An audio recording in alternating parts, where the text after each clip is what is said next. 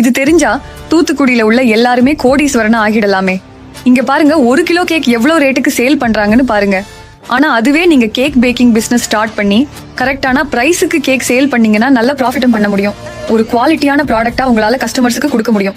Video பார்த்துட்டு இருக்கிறவங்க, உங்க அம்மா, அக்கா, தங்கச்சி, ஃப்ரெண்ட்ஸ் எல்லாருக்குமே அவங்க லைஃபுக்கு டாப் கியர் போட்டு பிசினஸ் ஸ்டார்ட் பண்ண ஐடியா நான் சொல்றேன். தூத்துக்குடியில நிறைய ஹவுஸ் ஒய்ஃப்ஸ் இருக்காங்க.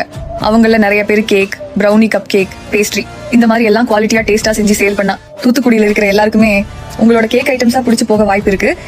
சரிமா, நீ சொல்ற மாதிரி இந்த கேக், பிரவுனி இதெல்லாம் நாங்க செஞ்சிட்டோம்.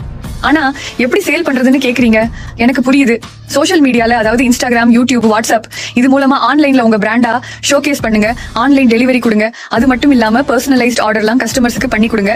சோ இப்படி பண்றதுனால உங்களால காஸ்ட் எஃபெக்டிவ்னஸா கொடுக்க முடியும், குவாலிட்டியாவும் கொடுக்க முடியும்.